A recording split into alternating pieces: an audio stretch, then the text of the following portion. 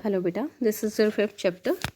कल हमने पढ़ा था इंडस्ट्रियल डिज़ास्टर, यानी कि कल हमने भोपाल इंडस्ट्रियल डिज़ास्टर के बारे में पढ़ा था कि किस तरह से वहाँ पर जो इस तरह का एक्सीडेंट हुआ था। आज हम पढ़ रहे हैं चाइना के डिज़ास्टर के बारे में। 23 दिसंबर 2005 की बात है ये। चाइना के गाँव को चोगिंग शहर की बात है ये। इस जगह पर क्या हुआ था, एक जो वेल था वो ब्लो आउट हो गया था, गैस वेल था बेटे वो। तो वो गैस जो लीकेज हो गई तो वहाँ पर 243 जो लोग थे वो डाइड हो गए। वो जो जैसे ही वो ब्लास्ट हुआ तो इतने लोग तो वहाँ पर मारे गए थे। 9,000 जो लोग थे वो इंजर्ड हो गए। 64,000 जो लोग थे वो इवैक्यूएटेड, यानी कि उनको वहाँ से जाना पड़ा था, दूसरी जगह पर शिफ्ट होना पड़ा था। Many people died because they were unable to run after the explosion, यानी कि बहुत सारे जो लोग थे वो इसलिए भी मारे गए क्योंकि वो भाग नहीं पाए थे। बहुत दोस्त, लेकिन जो लोग वहाँ से बच निकले थे तो उनको भी लाइफ टाइम के लिए उनके जो बॉडी पार्ट्स थे वो डैमेज हो गए, जैसे उनकी आइज़ में जलन होना, स्किन, लंग्स, इस तरह की जो डिजीज़ थी उनको हो गई थी। तो यहाँ बात हो रही है रिस्क रिडक्शन मेजर्स, यानी कि जो इस रिस्क को किस तरह से इसका रिडक्शन किया जा सकता है, कैसे हम बचाव कर सकते हैं इस डिज़ास्टर से। तो बेटे यहाँ पर कुछ सॉल्यूशन दिए गए हैं। अगर हम इन सॉल्यूशन की बात करते हैं तो फर्स्ट में क्या है, जो डेंसली पॉपुलेटेड रेजिडेंशियल एरियाज़ होते हैं उनको सेपरेट कर दिया जाए, किससे, इंडस्ट्रीज़ एरिया से। सेकंड में अगर हम बात करें तो जो पीपल हैं जो वहाँ पर रह रहे हैं इंडस्ट्रियल जो एरिया में, तो उनको नॉलेज होनी चाहिए कि भाई जिस एरिया में हम रह रहे हैं यहाँ पर किस तरह की इंडस्ट्रीज़ हैं और ऐसी सिचुएशन में हमें किस तरह से हम सिचुएशन को कंट्रोल कर सकते हैं। थर्ड अगर हम बात कर रहे हैं तो जो इंडस्ट्रीज़ हैं उनके अंदर जो फायर वार्निंग होती है, फाइटिंग सिस्टम होती है, उसको इम्प्रूव किया जाना चाहिए ताकि लोगों को टाइम टू टाइम मतलब एक टाइम मिल सके भागने का, अवेयर होने का। फोर्थ की अगर हम बात करें तो जो स्टोरेज कैपेसिटी है किसकी, टॉक्सिक सब्सटेंसेस के, तो उसको एक लिमिट में होना चाहिए। तो बेटे अगर लिमिट होगी तो क्या होगा कि भाई अगर कुछ इंजरी होगी, कोई एक्सीडेंट हो गया तो कम लोग मारे जाएंगे, हैं। तो स्टोरेज भी कैपेसिटी क्या होनी चाहिए, उनकी एक लिमिट में होनी चाहिए। तो अगर हम फिफ्थ की बात करें तो जो पॉपुलेशन है तो जो पोल्यूशन है, पोल्यूशन के ऊपर भी मतलब इन इंडस्ट्रीज़ में काफ़ी मतलब एक तरह से ये होना चाहिए कि भाई ज़्यादा से ज़्यादा पोल्यूशन ना फैले, ठीक है। इस तरह की भी जो एक तरह से इस तरह से कि पोल्यूशन को भी कंट्रोल करने की सुविधा उनके पास होनी चाहिए।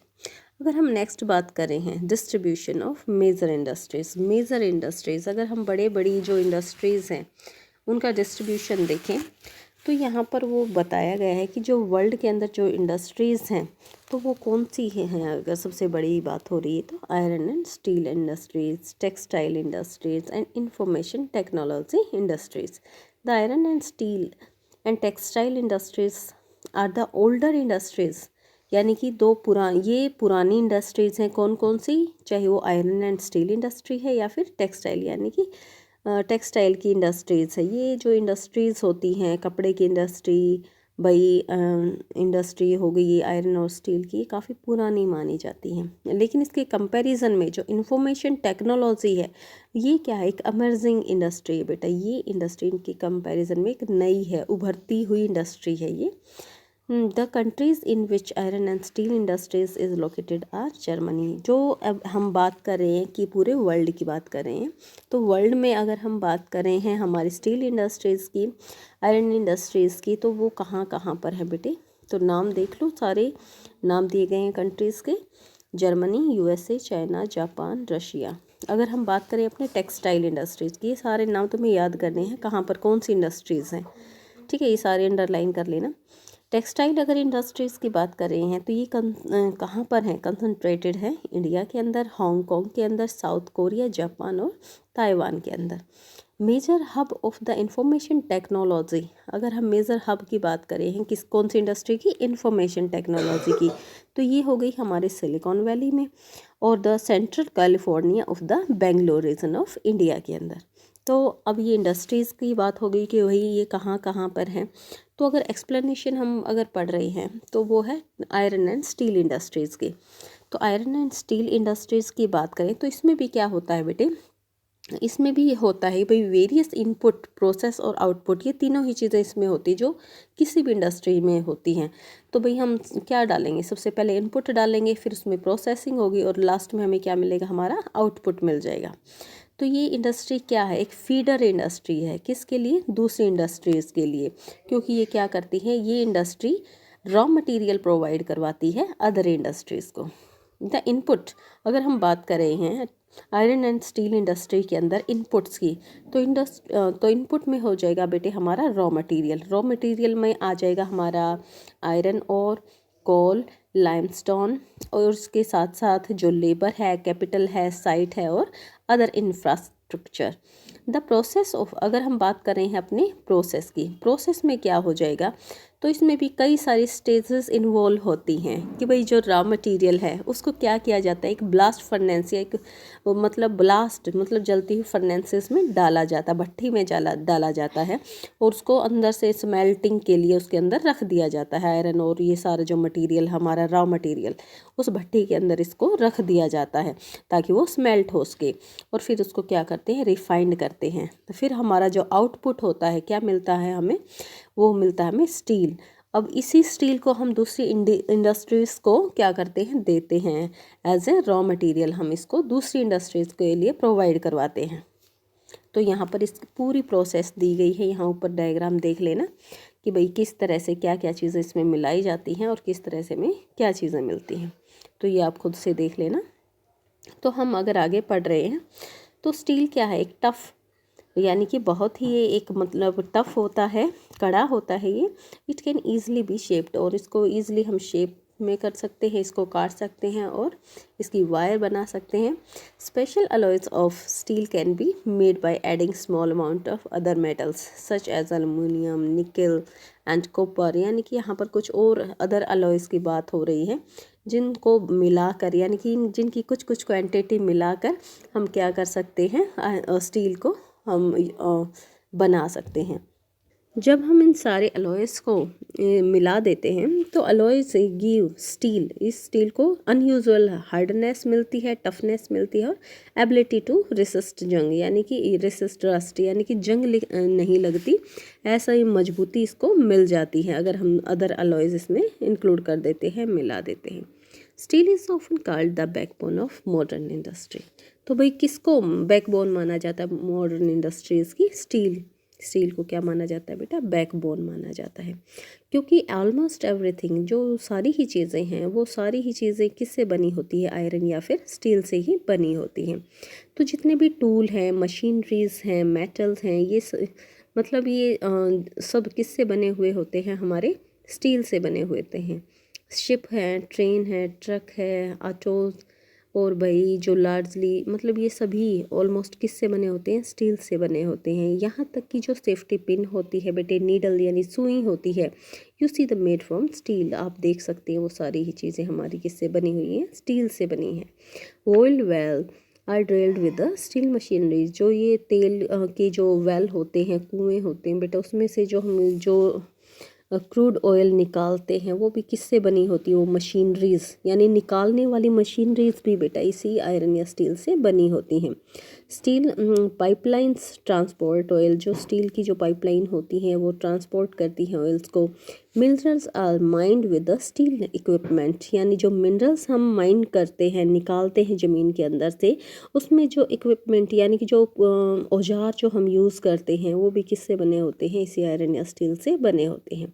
Farm machine are mostly steel, ये जितनी भी खेतों में मशीन जो होती हैं वो भी किसी से इसी मेटल से बनी होती हैं। लार्ज बिल्डिंग, जो बड़ी बड़ी बिल्डिंग्स का जो स्टील जो फ्रेमवर्क होता है वो भी किससे बना होता है, हमारे स्टील से बना होता है।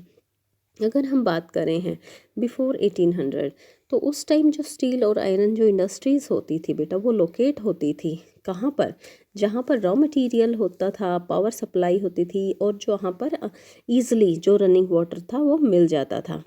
उसके बाद में जो एक आइडियल जो लोकेशन, एक अच्छी लोकेशन मानी गई इन इंडस्ट्रीज़ के लिए, कौन सी इंडस्ट्री की बात करें हम, steel and iron and steel industries की।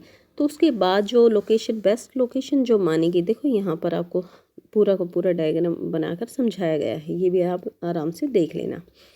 तो उसके बाद 1950 के बाद यहाँ पर जो बेस्ट लोकेशन मानी गई तो वो था कि भाई ये किसके आसपास हो, कोल फील्ड्स के आसपास हो। ठीक है, तो वहाँ पर आसपास कोई वाटर चैनल भी होना चाहिए। ठीक है, कैनल्स हों, रेलवेज़ हों, ताकि उसका ईज़िली हम उसको ट्रांसपोर्ट कर सके। तो पहले तो 1800 की बात हुई, फिर उसके बाद की बात हुई। लेकिन अगर हम कुछ टाइम और आगे जाते हैं, 1950 से अगर और आगे जाते हैं, तो उस टाइम जो लोकेशन, बेस्ट लोकेशन जो मानी गई थी, वो मानी गई थी कि जो large area of flat land, बिल्कुल फ्लैट लैंड का बड़ा सा एरिया हो, और किसके पास हो, सी पोर्ट्स के पास हो। दिस इज़ बिकॉज, क्योंकि इस टाइम क्या हो गया था बेटे, जो steel work had become very large, क्योंकि ये स्टील वर्क बहुत ज़्यादा फैल चुका था। और आयरन, जो आयरन ओर था उस टाइम, उसको इम्पोर्टेड किया जाता था, मंगवाया जाता था ओवरसीज़, यानी विदेशों से उसका इम्पोर्ट किया जाता था। और आपको पता है जो सी पोर्ट के थ्रू जो आता था तो वो काफ़ी ही चीप ट्रांसपोर्ट पड़ता था। In India iron and steel industries have developed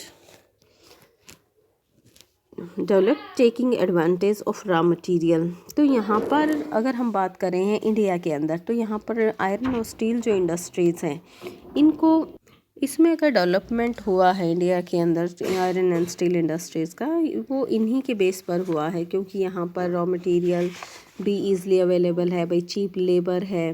ठीक है, ये सारी ही चीज़ें डिपेंड करती हैं। चीप लेबर हो गया, ट्रांसपोर्ट हो गया, मार्केट हो गई, ये सारी ही चीज़ें डिपेंड करती हैं कि यहाँ पर ज़्यादा से ज़्यादा इसका डेवलपमेंट हुआ है। All the important steel producing centre की अगर हम बात करते हैं, तो कौन कौन सी जगह की बात हो जाएंगी, इसमें आ जाएगा भिलाई, तुरकपुर, बर्नपुर, जमशेदपुर, राउरकेला, बोकारो। ये सारे के सारे जो रीजन है वो सिचुएटेड हैं 4 स्टेट के अंदर, वेस्ट बंगाल, झारखंड, उड़ीसा, छत्तीसगढ़। अगर हम बात करते हैं भद्रवती और विजयनगर की, तो ये दोनों की दोनों जगह कहाँ पर हो गई, कर्नाटका में हो गई। विशाखापट्टनम हो गई आंध्र प्रदेश के अंदर, सलेम हो गया तमिलनाडु के अंदर। और other important steel centres utilizing local resources. तो ये सारे ही जो सेंटर हैं, ठीक है, ये क्या करें, यूटिलाइज़ कर रहे हैं लोकल रिसोर्सेज के लिए अपनी इंडस्ट्रीज़ में। तो अगर हम बात कर रहे हैं जमशेदपुर की, तो जमशेदपुर में क्या है, बिफोर 1947 यहाँ पर क्या बना था, there was only one iron and steel plant in the country. पूरे देश के अंदर सिर्फ एक ही आयरन एंड स्टील क्या प्लांट लगा हुआ था, उसका नाम क्या था, Tata iron and steel company. अगर हम शॉर्ट फॉर्म कहें तो हो गई TISCO. It was privately owned किया गया था। लास्ट टाइम आपने पढ़ा था ना कि भाई किस तरह से क्लासिफिकेशन किया जाता है। अगर ओनरशिप के बेस पर था तो ओनरशिप में क्या था, ये प्राइवेटली ओन्ड था।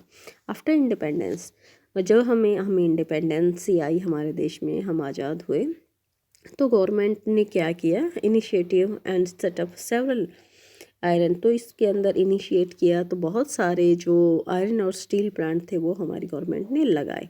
टिस्को की अगर हम बात करते हैं कि ये स्टार्ट कब हुआ, 1907 के अंदर साक्षी के पास, यानी कि साक्षी में, नियर द कॉन्फ्लुएंस, यानी कि जो संगम था कौन सी रिवर का, सुब्रनरेखा और खरकई का, जो कि झारखंड में है। तो वहाँ पर इसको सेटअप किया गया था। Later on Sakshi was renamed. अब बाद में साक्षी का ही नाम क्या पड़ गया था, जमशेदपुर। अगर जोग्राफिकल जमशेदपुर जो है is the most conveniently situated iron and steel centre in the country. तो जमशेदपुर एक यूज़फुल पोजीशन लिए हुए है पूरे इंडिया के अंदर टाटा इस इंडस्ट्रीज़ के लिए।